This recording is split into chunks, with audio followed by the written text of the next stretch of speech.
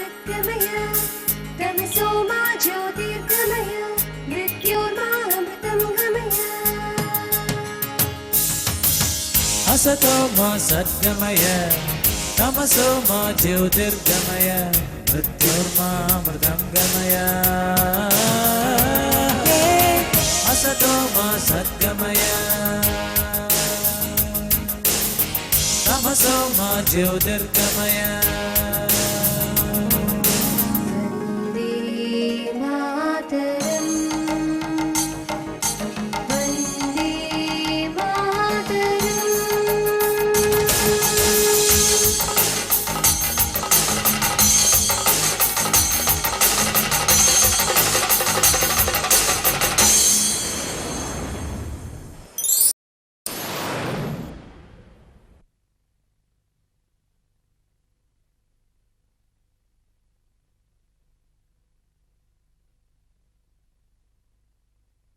I am extremely pleased to introduce the first of 12 episodes that have been prepared for teaching Kerala children to learn English better.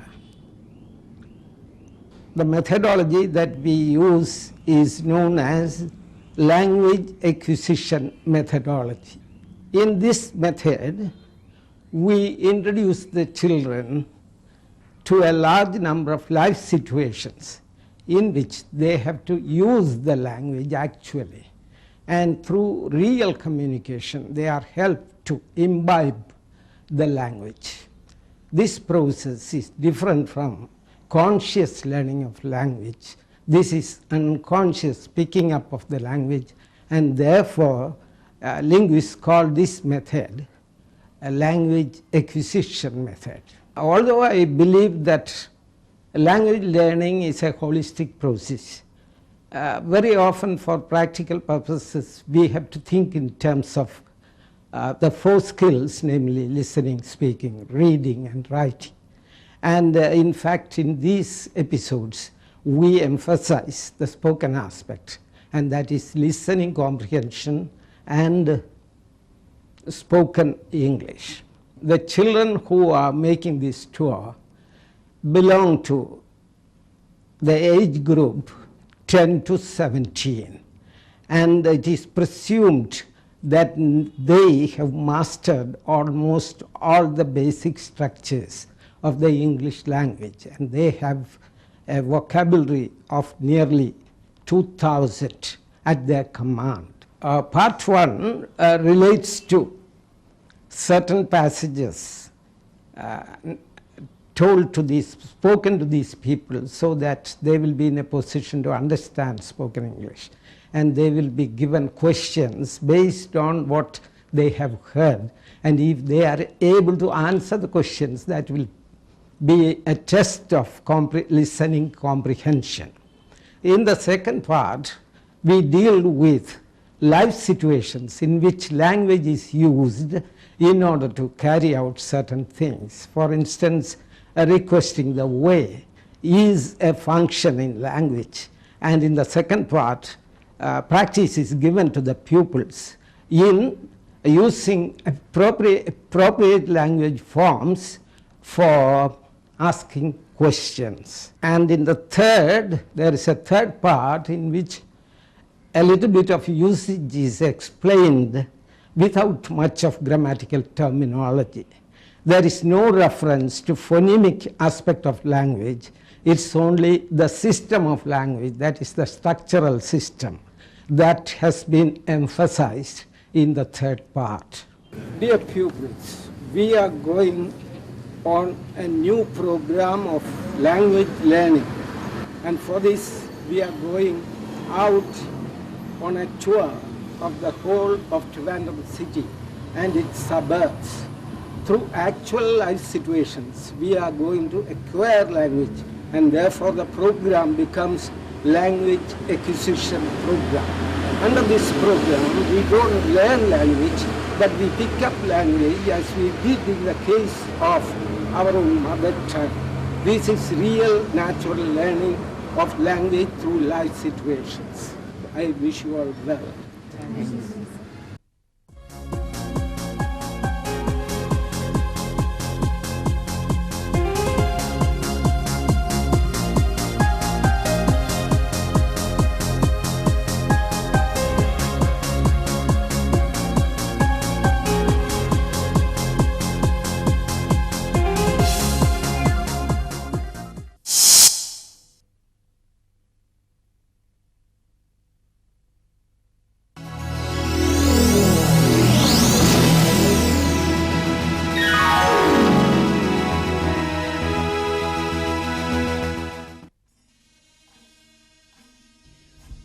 On the southwestern tip of India is Kerala, a land of blue skies, coastline, backwaters, lakes and rivers.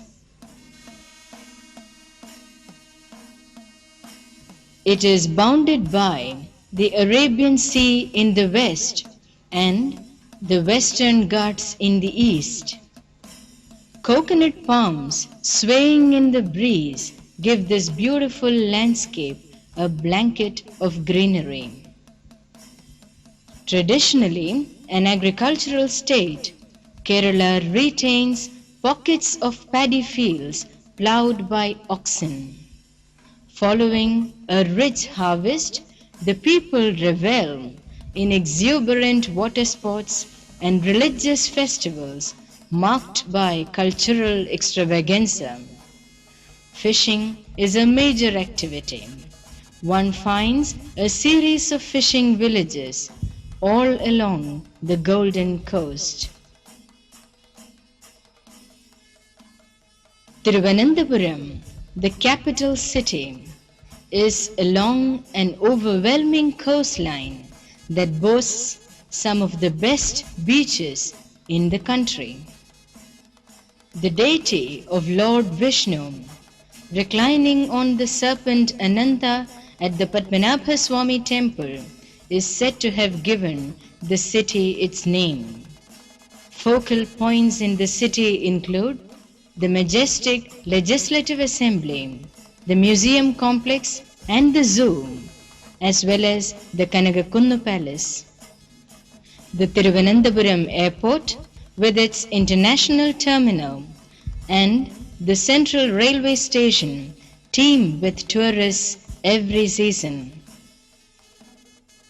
The city has a vibrant history, relics of which remain in the observance of heritage, various monuments, listed buildings and places of interest. In an era of unrest, this small city has an old world charm and strives to maintain a cultural harmony that has been much cherished by its people. With an active nightlife, it is soon developing into one of the metros in India.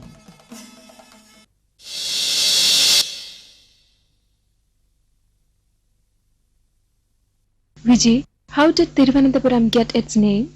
The deity of Lord Vishnu reclining on the serpent Ananda at the Padmanabha Swami temple is said to have given the city its name. What can Thiruvananthapuram boast of, Uma?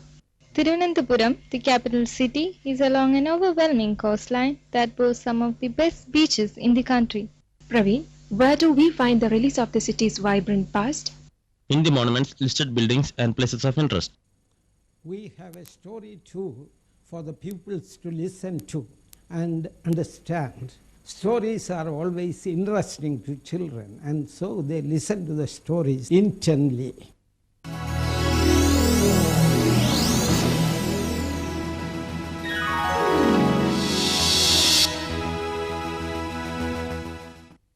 Today, I shall tell you a story. Please listen carefully. I'll ask you a few questions at the end. Once upon a time, there lived a very foolish man. He spent most of his time lazing around or relaxing on an easy chair in the veranda of his house. When he chose to act, he drove everyone up the wall with what he said and did. His family members, friends and neighbors grew tired of this behavior. They tried very hard to counsel him into a more normal way of life, but without much success. One day, he climbed up a very tall tree and started cutting off the branch he sat on. A passer-by on his way to the market was amazed to see a man attempting something so stupid and dangerous. He shouted a warning. But the fool, intent on his job, did not hear him. The passer-by tried to rush to his rescue, but before he could reach the tree, the fool fell down. It took him 2 weeks to recover from a broken back. Soon after this incident, he met a wandering sannyasi. The latter had been to the Himalayas for a long time and was known to possess divine skills. The fool wanted to know his fate. So he went up to the sannyasi and sought his blessings.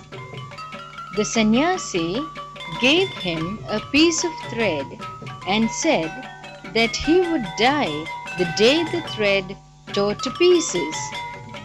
The fool received the thread happily and was thrilled that he had come across a really gifted person.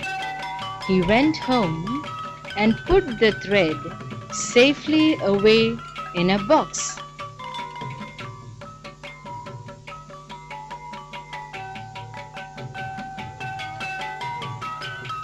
The days went by. The fool kept checking the thread every day. He breathed freely only when he saw the thread intact in the box. One morning, he opened the box as usual and got the shock of his life. The thread had finally worn off. His life was over. He went back to bed and lay still, eyes closed, without speaking.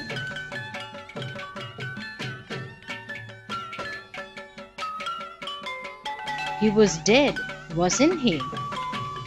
His wife's agonized wailing, the contempt of his relatives, and the bewilderment of his son fell on deaf ears.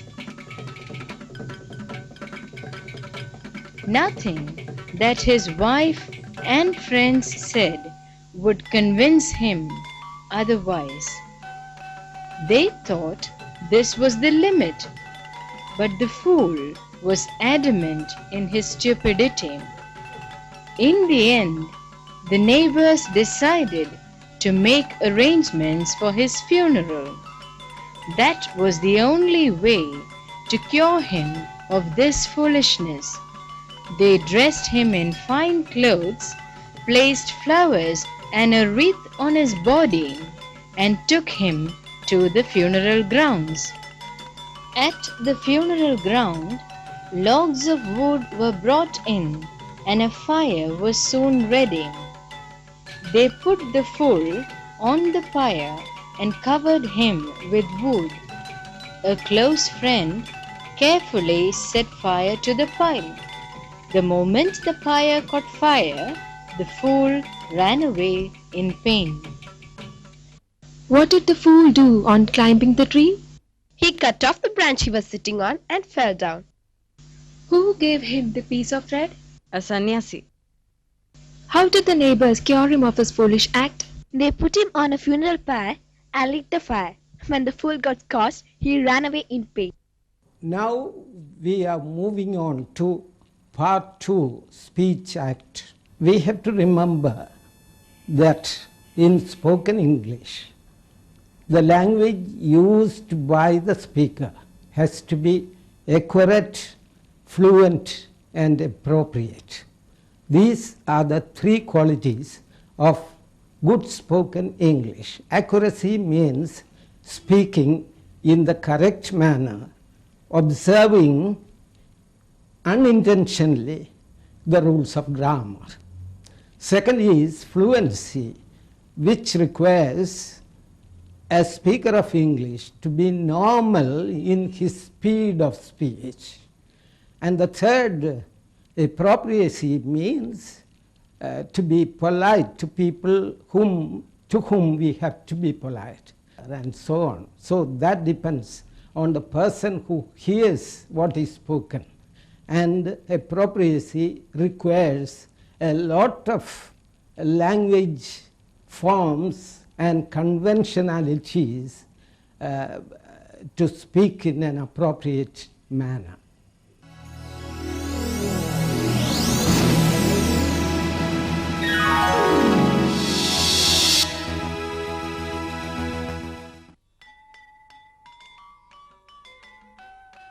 Excuse me, could you tell us the way to the zoo, please?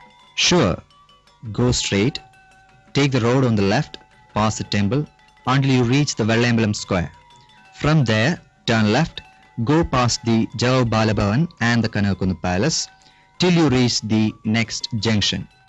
You see the zoo straight ahead on the right side of the road. The entrance to the zoo is near the traffic lights. So we go straight, past the temple and the Vellambalam Square and turn left and go on. Then we pass the Jawahar Balabhavan and the Kanakakunda Palace till we see the zoo straight ahead next to the traffic lights. That's right. Thank you very much. You're welcome. Have a nice trip.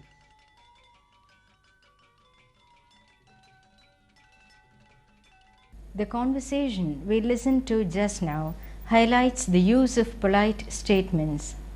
This is how you make a request.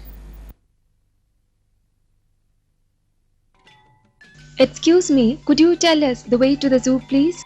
Excuse me, could you tell us the way to the zoo, please? Sure. Go straight, take the road on the left, pass the temple until you reach the Vellambalam Square. From there, turn left, go past the Java Balabhavan and the Kanakunu Palace till you reach the next junction. So we go straight, past the temple and the Vellambalam Square and turn left and go on. Then we pass Jawahar Balabhavan and the Kanakakunda Palace till we see the zoo straight ahead next to the traffic lights. It's a common tendency to say turn to left or turn to right instead of turn to the left or turn to the right. Please note the appropriate usage. That's right. Thank you very much. You're welcome. Have a nice trip.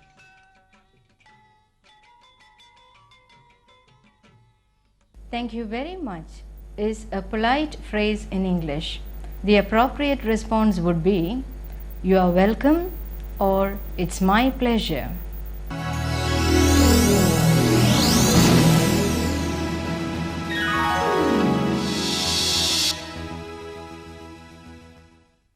How do I get to the secretariat? Do you see the church down the street? Yes. Walk right up the road. It'll take you only a minute or two to reach the secretariat. Will you help me get to this address? Yes. Take a bus to Kaudiyar, get down at the Jawaharnagar stop, turn right into the Jawaharnagar colony. The house you're looking for will be on the 3rd street. Thank you. You're welcome. The patterns of these questions may differ. How do I get to the secretariat? Do you see the church down the street? Yes. Walk right up the road. It'll take you only a minute or two to reach the secretariat. Will you help me get to this address? Yes. Take a bus to Kaudiyar, get down at the Jawaharnagar stop, turn right into the Jawaharnagar colony. The house you're looking for will be on the 3rd street. Thank you. You're welcome. Part 3, language practice. Language practice requires that a child or a learner who hears English has to practice doing it, repeating the same pattern several times. This was one of the methods used by people who believed in the behavioral school of psychology. And in modern linguistics, communicationists do not approve of much language practice. We have decided to have a via media policy, using some practice and using a lot of life situations to really practice the language.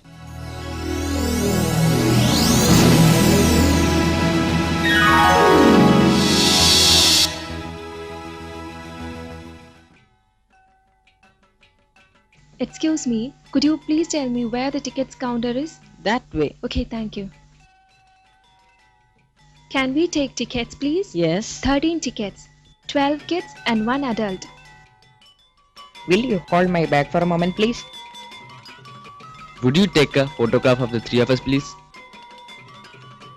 May I stay here for some more time? I would like to see the hippos as they get out of the water. Do you mind if we go out to see the birds? Would you mind lending me your camera? I would like a snapshot of the giraffe. Could we take a break now? It has been a long walk. In the conversation we listened to just now, we saw the pattern of polite responses and requests. Here are more ways of asking a polite question in daily life. Can, will, could, would, may and shall are words often used in such situations. Excuse me, could you please tell me where the tickets counter is? That way. Okay, thank you. Can we take tickets, please? Yes. 13 tickets, 12 kids and 1 adult. Will you hold my bag for a moment, please? Would you take a photograph of the three of us, please? May I stay here for some more time? I would like to see the hippos as they get out of the water. Do you mind if we go out to see the birds? Would you mind lending me your camera? I would like a snapshot of the giraffe.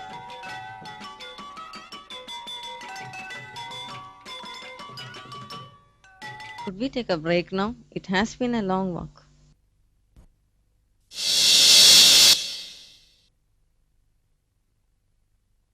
In the introduction to the city of Thiruvananthapuram, we also came across the frequent use of a, an and the three articles in English.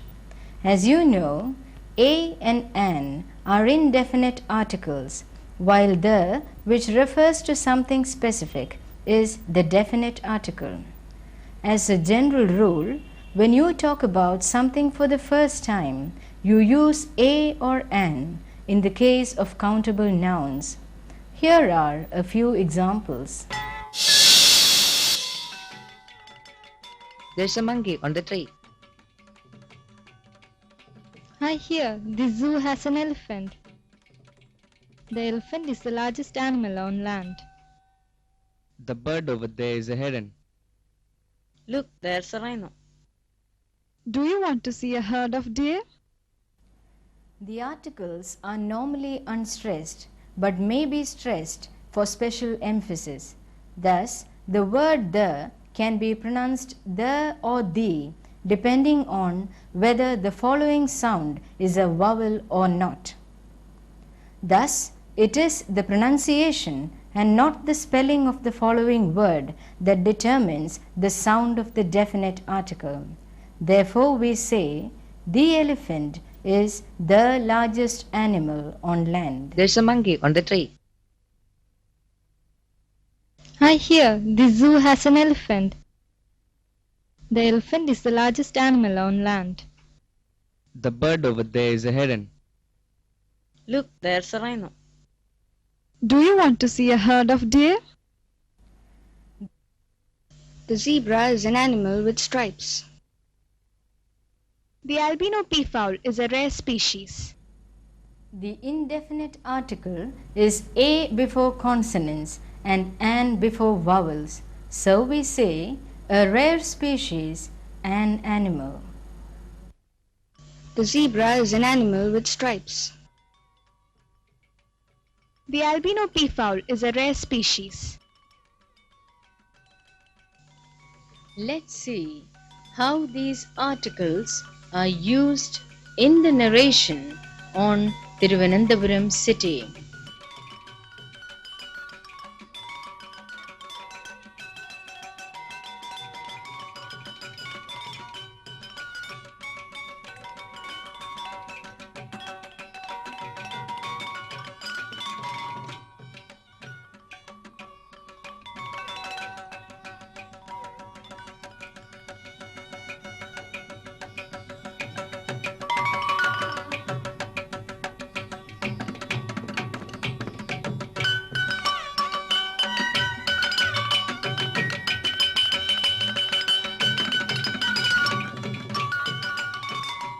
So we took a look at some of the important aspects of language, namely how to ask for information.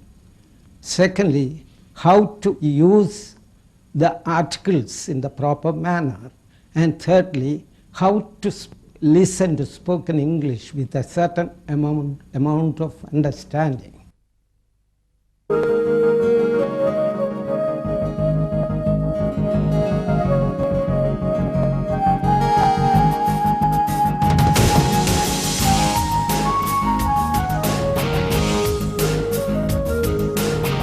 असतो मा सद्गमय तमसो मा ज्योतिर्गमय मृत्योर्मा मृतङ्गमय